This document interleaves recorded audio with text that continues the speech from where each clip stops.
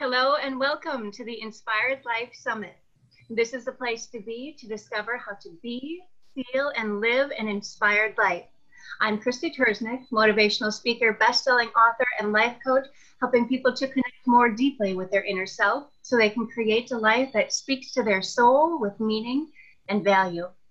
The Inspired Life Summit is designed to take your life to the next level as leading experts and influencers share their best secrets on how to live an inspired life. Today, Sonya Williams is with me. Sonya is a money mindset muse. She's the founder of Success Coaching Unlimited and creator of the Money Mindset Model. As a money mindset muse, she inspires you to discover and eliminate your limiting beliefs so you can create financial prosperity to live your best life now. She has the ability to get to the core issues that create financial challenges for you because she sees where the blocks are showing up in your body energetically. And this is how your money blocks end and your prosperity begins. So welcome, Sonya. Hello. Thank you for having me, Krysti. It's an honor to be here and part of the summit.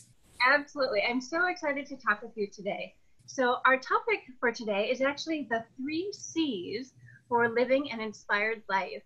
Can you explain a little bit what the 3 C's are for that? Absolutely. So it's clarity, commitment, and connection. And I find those are very important. And throughout my experience with money, I have found that when you're very clear about what it is that you want to create, then things start falling into place. And then you come up with inspired action and you commit to those actions. And then they become habits. And once again, that supports you having what you desire. And then connection. And I also use the word community as well. So having a connection with someone or your community that can support you in living an inspired life and having a financially healthy relationship with money. Oh, I love all of that. And I love that sneaky little fourth one, the 4th C that gets in there. That's fabulous. So tell us a little bit, please, about why having a healthy relationship with money is so important for living that inspired life. So for me, I know that for me, an inspired life means having the resources to do the things that I want. And it can be the small things from just having time freedom to spend with family and friends. But when you have that poverty consciousness, it's really hard to think about living an inspired life, right? Because you're worried about paying the next bill. You're worried, so it's like, I want to have time to be inspired, but I have to work and I have to make sure there's food on the table, a roof over my head. So when you don't have a healthy relationship with money, then you're kind of stuck in whatever limiting beliefs that you have.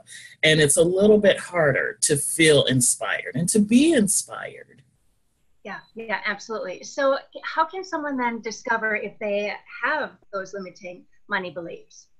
Well, I think the first thing is if you aren't feeling good about your relationship with money, because people approach it from various points, right? So some people just stick their heads in the sand and hope that everything goes away. I know many people like that. Right. And then others, they have money coming in left and right, but because they aren't comfortable with it, they make sure to spend it just as quickly as it comes in. Yeah. And there are other people that hang on to every penny, but they aren't enjoying life either. They aren't living an inspired life because they're worried, right? They're like, oh, I can't spend anything because I have to save. So it's really about finding out, okay, what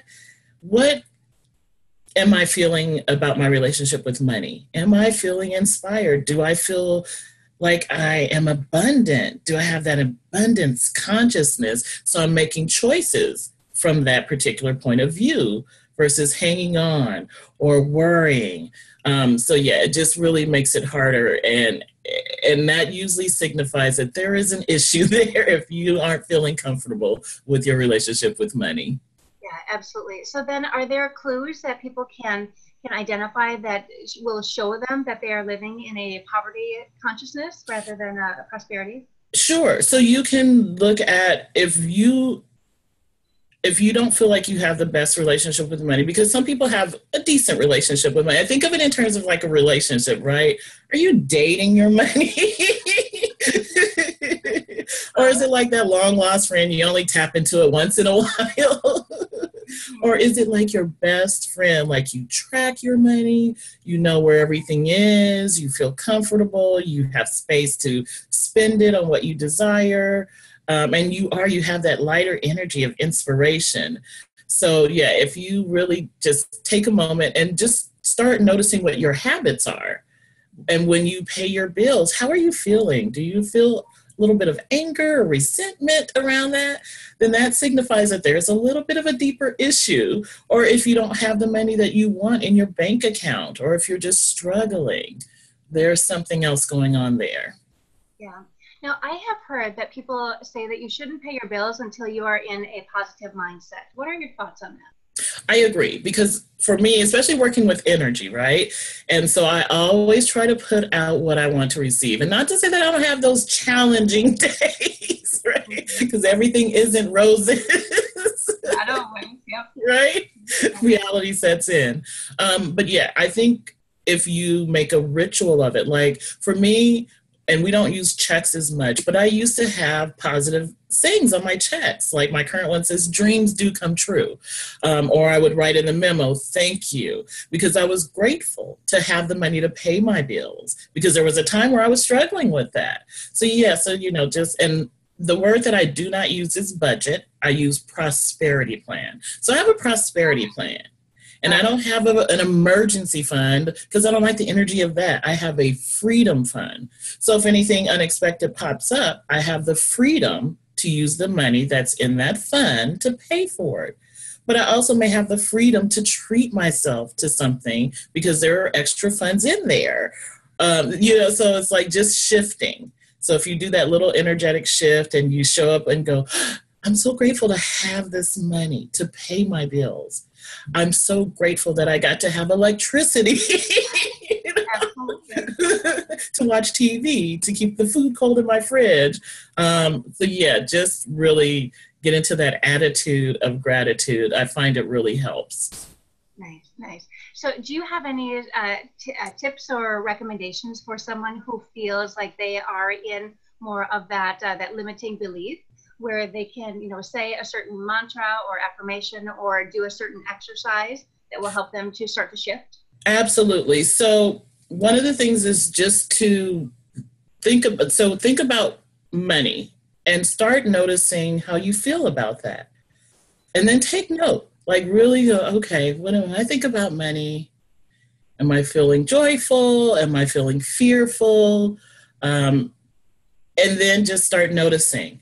And then think about what if, like one of my favorite phrases is, what if I had more money than I can imagine? Mm-hmm. Yeah. And start playing in that energy and just really feel it in your body. Like, what would you do? And you can pick a number. It's like, what if I had $1 million tax-free, right? Because you want the whole. Well, you want all of it, right? Right. And write it down, right? Notice where you'd spend that money. And I love doing this as an exercise with my clients because it's very telling. Like a lot of people will put, oh, I'd help this person, I'd help that charity, and they never put in anything for themselves. And I want you to remember, it's not selfish to want to have more for yourself. Because when you're in that inspired mode, when you're feeling good and you have financial prosperity and abundance, then of course you want, then you have the energy and the space to give freely. But don't forget to include yourself because you deserve it. Oh, I love it. Such an important reminder too, because often we're looking outside and we forget that we are just as deserving. Absolutely. Yeah. Absolutely. So you talk a lot about the energy that surrounds money. How do our limiting beliefs about money show up in our bodies energetically? Yeah, so this is the part of my business I love. Because it's different for everyone. And I use the chakra system, so a lot of people are familiar with that, and I work with the 7 main chakras in your body. But I also just ask people to remember to trust their own feelings, their own gut feelings about things and their own intuition, right? So if you have a money situation come up or you're thinking about money and you're triggered, just notice, where are you feeling that in your body? And it varies. So I've had clients that I've worked with, and one client felt like I was feeling her energy, and she had this big ball of energy in the back of her neck. And for me, that denoted that she was worried about what people were saying about her decision. And she shared with me that was true. Like her family, she was making this big switch from like a corporate job to independent, becoming an entrepreneur. And she was worried about what her family was going to say. So we got to work through that. Others have felt it in their heart area because they're so closed off, because they don't want to deal with any of those fears, right? Fear of disappointment, fear of failure, fear of success, or they do the comparison thing. So it's easier to just close in and protect yourself. So it shows up, and other people have felt it in their shoulders because they're carrying the weight of the world, and it's very heavy because they're responsible for other people financially. So it's just like, I feel so heavy. I'm carrying everything. Sure. Yeah. Absolutely. That makes tremendous sense. So what do we do then when we realize that we are in a situation where we have that mindset block? So one of my strategies is, if you are in that space, just start working with it. So notice where you feel it in your body. Mm-hmm. And then start having have a conversation with money. Like, if you were to have a conversation with money, what would you say? And what would money say to you? And it really starts getting interesting, and you start noticing, oh, maybe you didn't realize that's what you really thought and felt about money. Do you have a particular story from a client who you'd be willing to share, who had the money mindset block, that was a very clear example of how it was manifesting itself within her body? Yes. What you did to overcome that? Yes, absolutely. So as I said, there was a client of mine, and she decided to leave her corporate position. And at the time, she was a primary financial person responsible for her little family. So this was a huge thing. But she knew she was no longer happy or feeling fulfilled or even inspired, right? And the thought of doing this next thing was so inspiring to her. So when she came to me, and like I said, there was the issue of her having this block in the back of her neck. And it was that she was worried about what her mom was going to think, her siblings even, because this was so different. And they weren't the most positive. Unfortunately, not always, right? Right. But the other thing that came up too was that she was just feeling really scared. And so that was in her stomach area. Like, she felt like she didn't have the power to do this. And then just having that high level of responsibility. So we worked through that. And then, and another thing was, she hadn't really communicated to her husband because she was nervous, right? Here she is. She's the one primarily responsible for maintaining the finances and bringing in the income, because he was working part-time. And so we role played. We did a lot of role playing. I did a lot of energy clearing. So part of that included that I gave her some statements to work with and just really feeling into her body. So for an example, she may have gone home and done mirror work around, I am deserving to have what I most desire. Mm-hmm. I deserve to have what I most desire. Mm-hmm. I feel deserving to have what I most desire.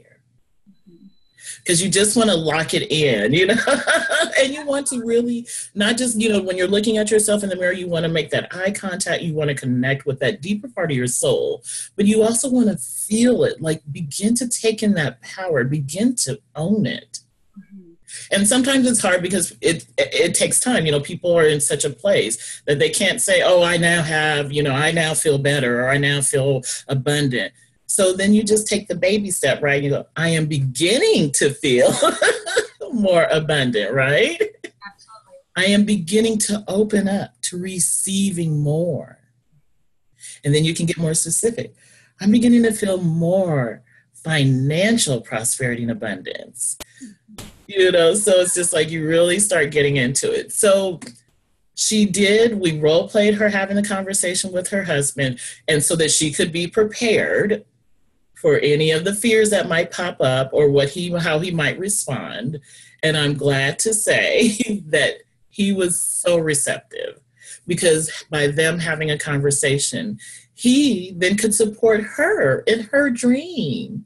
And he stepped it up and he started working more so that the financial burden was not just on her. And it strengthened their relationship. So that is like, not only were her blocks cleared, but she has a stronger relationship. And she's not afraid to talk about money with her spouse. I love that. Because a lot of people don't do that. I have a couple of people and they're just like, it's hard to talk about it with my significant other, right? Because we all have different backgrounds and beliefs about money. Absolutely. Right? And I believe what is like the number 2 reason people get divorced. It's a very difficult conversation. Mm-hmm. Yeah, I had a fiance and I had to unfiance myself because his money story was so different, and he was so great in so many ways. That was probably one of the most painful things in my life, but I knew that he was not ready to make any shifts around that. Mm-hmm. Absolutely. Yeah. So, and as you're talking, like what I'm really hearing is the more that you step into your truth and really be honest with everything, the more freedom you have to take ownership of everything. Absolutely. Life and all of that. Absolutely. Yeah. So yeah, I'm sorry. No, go ahead, please. Oh, and I was just saying, so she was very clear about what she wanted, right? So back to my 3 C's. And she was very committed to making this change. And she needed to connect with her significant other and her, her family, her children, as well as to let them know, okay, these are some changes that are going to happen until things get back to, where I want them to be, but I'm leaving this. So, and it just created a wonderful dynamic.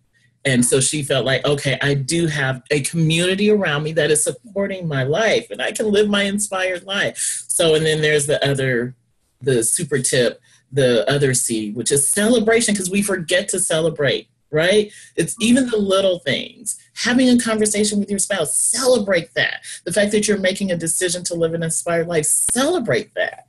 Love that. So we don't just have 3 C's, we have 5. I love that. Extra bonuses. Beautiful.